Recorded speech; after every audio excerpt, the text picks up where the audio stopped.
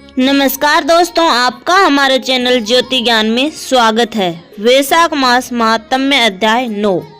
मैथिल बोले, हे विभो, कामदेव के जल जाने पर कैसे जन्म हुआ, किस कर्म के उल्लंघन से उसको क्या दुख हुआ। हे ब्राह्मण, यह सुनने की भक्ति बड़ी उत्साह है, भक्तों को कहिए। श्रुतदेव जी बोले, मैं कुमार के जन्म की कथा कहता हूँ। इसके सुनने से पाप का नाश होता है तथा यश, पुत्र, धर्म को देने वाली होती है और सब रोगों को नाश करने वाली है। शिवजी से कामदेव के मारे जाने पर उसकी पत्नी रति नाम की भार्या अपने सामने पति को भस्म रूप में देखकर मूर्छित हो गई। घड़ी भर में सचेत होकर तरह तरह का विलाप करने लगी। उसके विलाप से संपूर्ण वन दुखमय हो गया।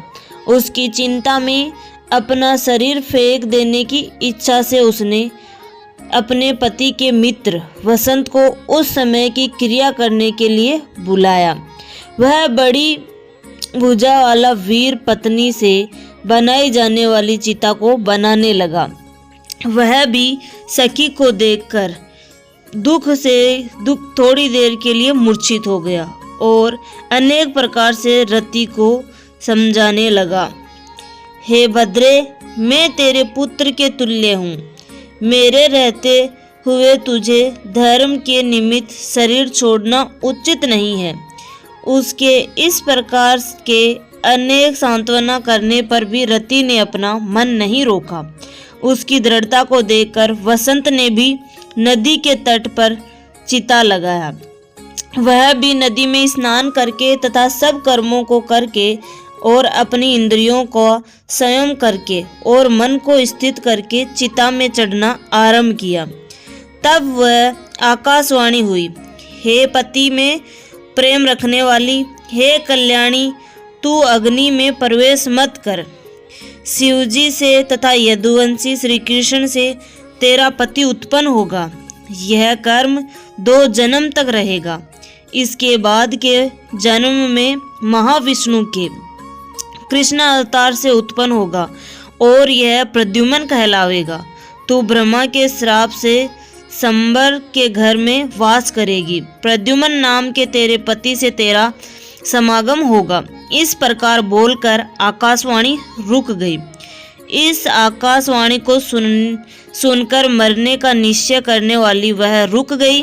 तब शिवजी से काम के मारे जाने पर देवता लोग अपने अर्थ के लिए आए और रति से न देखे जाकर गुरु बृहस्पति, इंद्र, अग्नि इत्यादि देवताओं ने उस सती को बहुत वरदान दिया। बिना आग का भी कामदेव आग वालों की तरह होगा। मरा हुआ भी वह आंखों से देख पड़ेगा। इस प्रकार से उसको धर्म का उपदेश दिया और उसको शीघ्र विदा किया। पूर्व कल्प में वह महाप्रभु सुंदर नाम का राजा था और राजा का संकर करने वाली तू उसकी भार्या थी। इसी से तेरी यह दशा हुई है। तू अब यह काम कर, वैशाख महीने में गढ़ जी में प्रातःकाल स्नान कर, मधुसूदन भगवान की पूजा करके दिव्य कथा को सुन। हे भागिनी, अशून्य शयन नाम का व्रत कर। हे भद्रे, वैशाख महीने में इस धर्म से और व्रत से तू अवश्य अपने पति को प्राप्त करेगी, इसमें कोई संदेह नहीं है। ऐसा वर उसको देकर देवता लोग अपने अपने स्थान को चले गए। तब दुख से निर्वित होकर वह कामवती देवी ने मेष संक्रांति में गड़ा जी में स्नान किया और अशून्य शयन नाम का बड़ा व्रत किया। इस बुराई के प्रभाव से तुरंत कामदेव उसकी आंखों को देख पड़ने लगा। हे महाराज, इसका पति लोक में बड़ा पराक्रमी हुआ। पूर्व कल्प में यह राजा भी बड़ा धार्मिक था। इस कामदेव ने वैशाख के कहे हुए बड़े बड़े धर्मों को नहीं किया था। परमात्मा का पुत्र होकर भी इसने शरीर का नाश प्राप्त किया। इसने सूर्य के मेष राशि में स्थित होने पर वैशाख महीने की व्रत गवाया। इसमें इसकी यह अवस्था हुई, देवता और मनुष्य की तो क्या कहना। शिव जी के अंतर्ध्यान होने पर पार्वती जी आशा रहित हो गई और भ्रांत होकर चुपचाप खड़ी थी। उसको देखकर हिमाचल पर्वत ने चकित होकर दोनों हाथों से उसको गले लगाया और अपने घर ले गया। महात्मा शिव जी के रूप, उनकी उदारता तथा गुणों को देखकर उसने मन में निश्चय कर लिया कि यही मेरे पति होंगे। वह दृढ़वत होकर गढ़जी के तीर पर तप करने लगी। वह देवी माता, पिता तथा अपने संबंधियों से रोके जाने पर भी वह जटा धारण किए हुए और बिना आहार किए महिलाओं की पूजा करती थी। 100 दिव्य वर्षों के अंत में महादेव जी उसका प्रत्यक्ष हुए। सायंकाल के समय शिव जी ब्रह्मचारी बनकर आए और नाना प्रकार के वाक्यों से उसके चित्त की श्रद्धा और दृढ़ता जानकर महाप्रभु ने कहा, वर मांग, मैं देता हूँ। उस सुंदरी ने कहा, हे शिव जी, तुम मेरे पति हो। उन्होंने वही वर देकर सप्तऋषियों को याद किया। वे मुनि लोग आए और उनके सामने हाथ जोड़कर खड़े हो गए। शिवजी ने कन्या के विषय में हिमाचल से पूछने के लिए ऋषियों को आज्ञा दिया। तब भगवान ने प्रसन्न होकर कन्या के लिए हिमाचल पर्वत के घर गए। वे लोग आकाश द्वारा गए। 10 दिशाएं देव आगमन हो गए। यह हिमाचल पर्वत इन 7 ब्रह्म देवताओं को अपने साथ ले गए। विधि पूर्वक इन सभी की पूजा करके सुख से इनको बैठाकर कहा, मैं धन्य हूँ और कृतकृत्य हूँ कि आप लोग मेरे घर आए। मैं आप लोगों के आने से अपने पूर्व जन्म का फल मानता हूँ। पूर्व मनोरथ वाले महात्माओं के लिए हम लोगों के पास कोई पुराई नहीं है। तब भी अपना कार्य बताइए अथवा कहिए कि मुझे अभी क्या करना चाहिए। ऐसा कहने पर उन्होंने महागिरी हिमालय से यह कहा, हे गिरिपति, तुमने तो योग्य तथा दृढ़ वाक्य कहा। हे महादेव, अपने लोगों के आगमन का कारण तुमसे कहता हूँ। पार्वती नाम की तेरी कन्या पिछले दक्ष की पुत्री सती थी। यज्ञ में शरीर त्यागी हुई यह कुमारी तुमसे उत्पन्न हुई है। इसके पाणी ग्रहण के लिए योग्य तीनों जगत में शिव के सिवाय दूसरा कोई नहीं है। कल्याण चाहने वाले तुम इस देवी को शिव जी को दो। अपने सैकड़ों पूर्व जन्म में पूरा किया था, अब आपके भाग्य से वे फलीभूत हुए हैं। उन लोगों के इस वचन को सुनकर प्रसन्नचित्त होकर महागिरी ने तब कहा, मेरी पुत्री वलकल धारण किए हुए हैं, बिना आहार किए गड्ढा के तीर पर शिवजी को पति बनाने की आकांक्षा से घोर तप कर रही है। उसके लिए यह तो इष्ट ही है। मैंने महात्मा शिवजी को वह कन्या दिया है। आप लोग महाप्रभु शिवजी के पास शीघ्र जाकर कहिए कि हिमाचल से प्रीतिपूर्वक दी हुई कन्या को वह ग्रहण करे। आप लोग विवाह संबंधी क्रिया को कीजिए। हिमाचल से ऐसा कहे जाने पर उसको सभक्त कर वे शिवजी के पास गए। लक्ष्मी इत्यादि सब देवियों तथा विष्णु आदि सब देवता, घरों मातृका तथा मुनि लोग इस बड़े उत्सव को देखने के लिए गए। सब देवता, मुनि तथा मातृका सहित और करोड़ों भूतों के साथ बेल पर बैठकर शिवजी त्रुई, शंख, मृदंग इत्यादि तथा ढोल, नगाड़ा इत्यादि के साथ तथा वेद ध्वनि और बंदियों के साथ हिमाचल की नगरी में पहुँचे तथा अच्छे मुहूर्त शुभ ग्रहों की दृष्टि में प्रसन्नचित होकर हिमाचल ने विवाह किया। हे राजन, तीनों लोकों के प्राणियों के लिए यह बहुत बड़ा उत्सव था। इस बड़े उत्सव के समाप्त होने पर लोकों को कल्याण करने वाले शंकर भगवान लोक धर्मों को पालन करते हुए सचेतनता से देवी के साथ रमण करने लगे। रात्रि के समय ऋषि और विभव युक्त इंद्र के भवन के समान घर में शंकर भगवान उन्मुक्त भ्रमर तथा पक्षियों के शब्दों से युक्त और मोरों के शब्दों से सुशोभित जंगल में सैकड़ों दिव्य वर्षों तक स्वच्छंद रमाया करते थे। हे राजेंद्र, इंद्र ने स्त्रियों को शाप दिया कि उस समय पुरुष के संसर्ग से स्त्रियों के गर्भ का अवश्य पतन होगा। प्रतिदिन के रमण में जब शिवजी ने देवी को गर्भ न रहा, तब देवताओं को पुत्र लाभ के लिए चिंता उत्पन्न हुई। सब देवताओं ने इकट्ठा होकर आपस में सलाह करके कहा कि शिवजी कामी के समान हो गए हैं और देवी में आसक्त होकर उसके साथ प्रतिदिन रमण करते हैं। नित्य गर्भ के स्त्राव हो जाने से हम लोगों के कार्य की सिद्धि न होगी, तो ऐसा हम लोगों को करना क्या चाहिए कि अब वह रति न करें। वे लोग आपस में बातचीत करके विचार करते हुए क्षण भर रुके। अग्नि से यह कार्य होगा, ऐसा निश्चय करके बड़े सत्कार सहित उससे बोले, हे अग्नि, तुम देवताओं के सुख हो, तुम बंधु हो और सबकी गति हो। अब भी तुम वहाँ जाओ, वहाँ जहाँ शिवजी रमण कर रहे हैं। रति के अंत में अपने को दिखलाना, जिससे रति का संभव फिर न हो। तुमको देखकर उजायुक्त देवी अवश्य हट जाएंगी।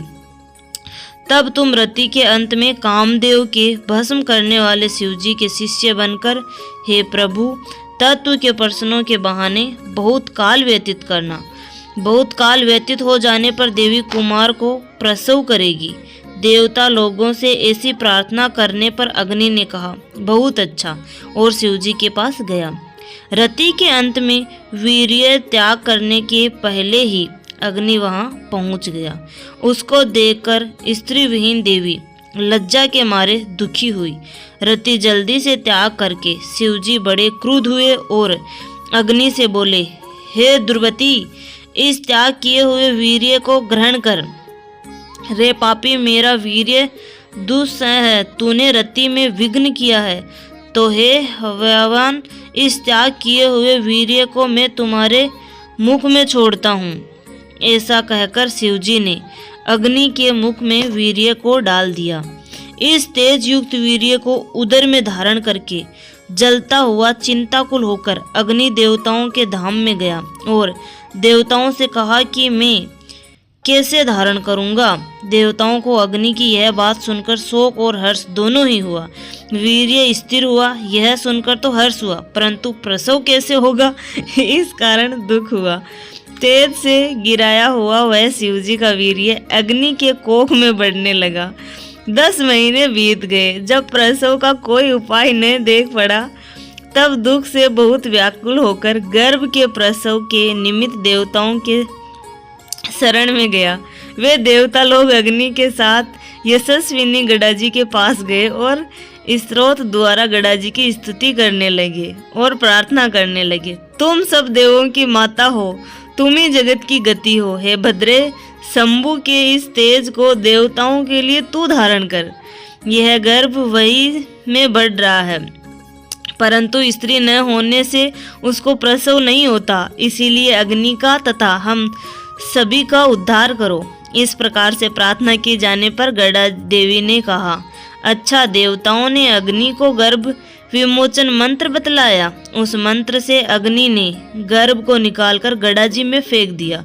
शिवजी का तेज बड़ा दिव्यमान था और लोक में असहनीय था।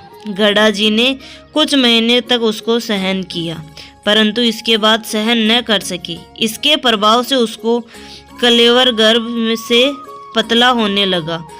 पतिव्रता होने के कारण देवी गड़ा बड़े दुख से व्याकुल हुई और लोक की एकमात्र पवित्र करने वाली गडाजी ने अपने उदर के गर्भ को फेंक दिया। चारों ओर से दहकती हुई उसने इसको सरपत के जड़ों में फेंक दिया। सरपत के जड़ों में इसके अनेक भाग हो गए। तब ब्रह्मा से प्रेरित होकर 6 कर्तिकाएं आई। सरपत के जड़ों में टुकड़े हुए शंभु के तेज को उन्होंने लेकर इसकी एक देह तथा 6 अलग अलग मुंह बनाए और ब्रह्मा ने जैसी आज्ञा दिया था उसी के अनुसार कृतिका ने यह कार्य शीघ्र कर दिया। इसका शरीर पुरुष के आकार का था और छह मुँह वाला था। यह सरपत के जड़ों में पड़ा था। चिरकाल तक बिना रक्षा किए हुए यह शरणकार में पड़ा था। एक बार बेल घर बैठे हुए महादेव पार्वती सेल को जाने की इच्छा से उसी स्थान से जा रहे थे। उस समय पार्वती देवी के स्तनों में एकाएक दूध चला। आश्चर्य में आकर उन्होंने शिवजी से पूछा कि मेरे स्तनों में से दूध क्यों आता है, इसका कारण क्या है? हे विश्वात्मा कहिए। शिवजी ने कहा, उचित ही है हे देवी, मैं कहता हूँ सुनो। तेरा पुत्र नीचे पड़ा है। वीर्य का उत्सर्ग होने से पहले अग्नि त्याग गया था। उसको देखकर लज्जित होकर तू किसी दूसरे स्थान में चली गई। मैंने तेजस्वी वीर्य को क्रोध से अग्नि के मुख में डाल दिया। उसने देवताओं के कहने से उसको गड्ढा में फेंक दिया। गड्ढा जब दहकने लगी तो इसने इसको सरपत में फेंक दिया। वहाँ पर इसके 6 खंड हो गए, जिनको मातृकाओं ने दृढ़ किया। इससे पुरुष की आकृति प्राप्त हुई। इसको देखकर तेरे स्तनों से दूध आता है। विष्णु के समान पराक्रमी इस महावीर्य का पालन करो। हे भागिनी, निश्चय हमारा और तुम्हारा और पुत्र है, तब इसको जल्दी से ले आओ। इससे तुम्हारी बड़ी प्रसिद्धि होगी। शिवजी की ऐसी आज्ञा पाकर उसके पास शीघ्र गई और गोद में लेकर उसको अपना स्तनपान कराया। देव से मोहित होकर देवी पुत्र के स्नेह में तत्पर हो गई। बाद में पार्वती शिवजी के पास कैलाश में गई। देवी ने पुत्र का लाड करते हुए परम संतोष को प्राप्त किया। इस प्रकार से मैंने भक्तों तथा अद्भुत कुमार जन्म का वर्णन किया। जो कुमार के जन्म के इस शुभ वृत्तांत को प्रतिदिन सुनते हैं, उनको पुत्र पौत्र इत्यादि की बढ़ती होती है, इसमें कोई संदेह नहीं है। शिवजी की प्रसन्नता के कारण जो बड़े बड़े दुखों को प्राप्त करता है, अप्रसन्नता के कारण वह भी प्रतिपूर्वक वैशाख महीने के धर्मों को सुनकर अपूर्व हो जाता है। इसीलिए वैशाख महीने का धर्म ही संपूर्ण पापों का नाश करने वाला है। विज्ञापन यह नहीं होने देता, यह पूरा है और सब संपत्ति को करने वाला है, जिसके प्रसाद से कामदेव अगवाला हो गया। वैशाख महीने में स्नान न करने तथा दान न करने से सब धर्म करने पर भी दुखों की परंपरा होती है। यदि सब धर्मों के त्याग कर भी कोई इसी एक का अनुष्ठान करे तो यमदूतों का तिरस्कार करके वह परम गति को प्राप्त होता है। श्री स्कंद पुराण के वैशाख महात्म्य के नारद और अम्बरीश के संवाद में कुमारपंथी तथा नाम का 9वां अध्याय समाप्त हुआ। धन्यवाद दोस्तों, यहाँ तक बने रहने के लिए। आशा करती हूँ आपको ये जानकारी पसंद आई होगी। ऐसी ही जानकारी प्राप्त करने के लिए हमारे चैनल को लाइक, शेयर एंड सब्सक्राइब करें। धन्यवाद।